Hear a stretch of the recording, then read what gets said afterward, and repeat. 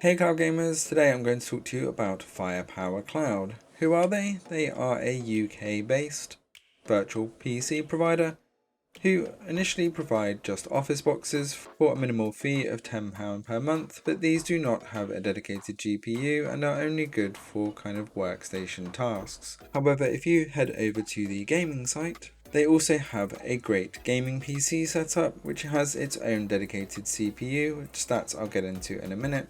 So if you are in Europe, especially in the UK and Northern Europe, and you are waiting on Shadow PC, then you have a great option here. What you will notice is that the price is at £60, which does seem quite steep at the offset, but there's a good reason for that. It's got an AMD Ryzen 9 3900X, and you also have a dedicated NVIDIA RTX 2060, 16GB DDR, 240GB NVMe storage, and 2GB of hard drive storage. One of the reasons why this is so expensive is you get a gigabit network speed as well, but also it is on 24/7. There is no shutdown limits and there's no shared hardware, so you will get your 2060 and you will get all of your hard drive space without any shutdowns and with nobody else sharing your hardware. This is still a virtual machine, although bare metal is available and you can also upgrade the RAM. You're going to see me test here a 6-core CPU version, but you can also upgrade to the 12-core, as well as having a bare metal rig as well, so that you're not bound to issues with games like Valorant, which have a blockage on all virtual machines.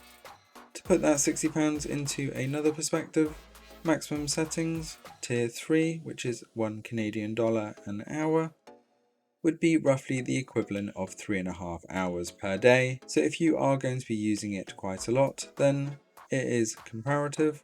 And if you were to get Shadow Infinite, which is pretty much what this rig is doing, you'd be looking at paying a base fee of around $45 to $50 anyway, plus the storage, which would be missing at around another $12. So Shadow Infinite would actually work out around the same price, if not a little bit more, and you still have the shutdown limit and also the sharing of the hardware.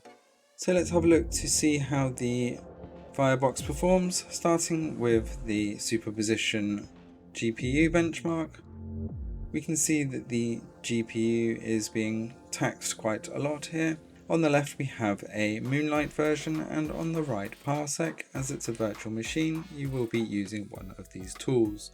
And you can see that Parsec is a little bit higher here, and we have a really good score of 4232 on Moonlight side, but Parsec is more CPU intensive, hence the GPU is a little bit better here at 4369. That was running the superposition 1080 Extreme benchmark, and we will now go and have a look at the CPU. For the CPU test, using the Cinebench Release 20, this is a great benchmark for across the board, and again on the left we have the Moonlight version and on the right Parsec. Getting the results here then, no surprise that Parsec is a little bit lower than Moonlight here, as Parsec is more CPU intensive, but it is really minimal. And it is a fairly solid score here around the 2700 mark, but as I said, Moonlight just a little bit higher on that CPU score. So let's have a look to see how this rig behaves with some of the games, starting with one of the most intensive and latest games, Cyberpunk 2077. I am running all these games at 1440p to see what I can get out of this rig. You can see that it is buttery smooth here between 30 and 60 frames per second. However, I do have ray tracing disabled.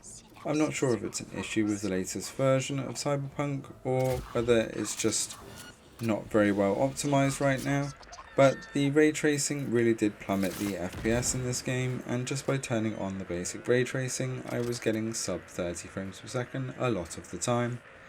So without ray tracing on, the game still looks and performs absolutely superbly, and I think I actually prefer it without ray tracing here, as you don't really see a lot of those differences anyway.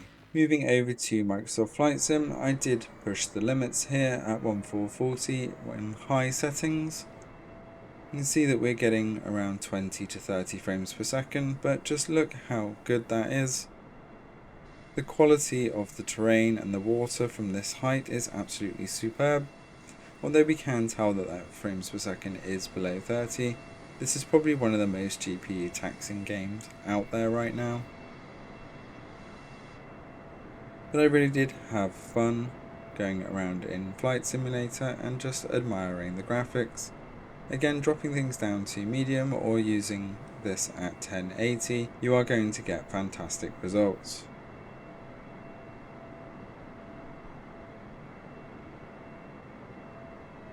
Good old favourite for testing, and one that people always ask about, Modern Warfare Warzone. You can see here we were getting over 60 frames per second quite happily on high settings, and again at 1440p. Absolutely buttery smooth, and because I'm in the UK as well, the input lag on this game was absolutely none.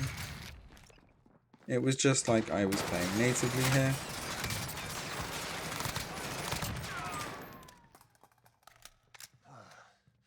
That was too close. I'm just not that great at FPS in general.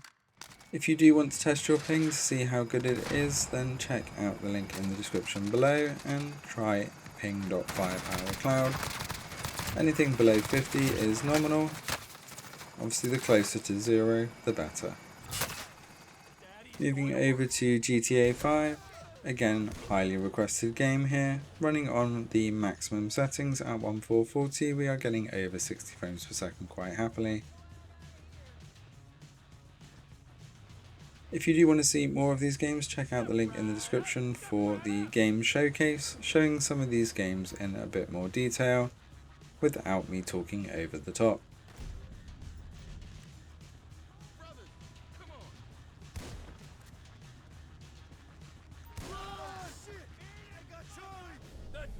And one game that has taxed all of my Windows systems in the past is Final Fantasy 15.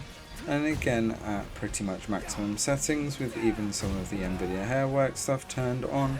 At 1440 we're getting 30 to 60 frames per second here, and the game is looking absolutely beautiful.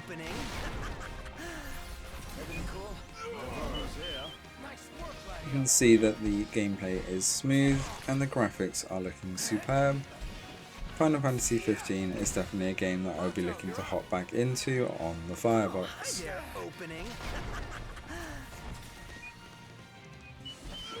Finally we have the medium. This really did tax the GPU with ray tracing turned on, but we still got above 30 frames per second most of the time. However, the medium does still have some optimization issues which will improve the more patches are released for it. And you will see these big drops on the frames per second on any platform that you're playing. However, I just wanted to show at 1440 just how good this game looks. And once they fix the frame drop issues in the game, this will look even better. If you do sign up to Firepower Cloud, please use the affiliate link in the description, and that will allow us to test these rigs further in future. Thanks for watching. Don't forget to hit that subscribe button to stay up to date with all the latest across all cloud gaming platforms, and we will see you next time.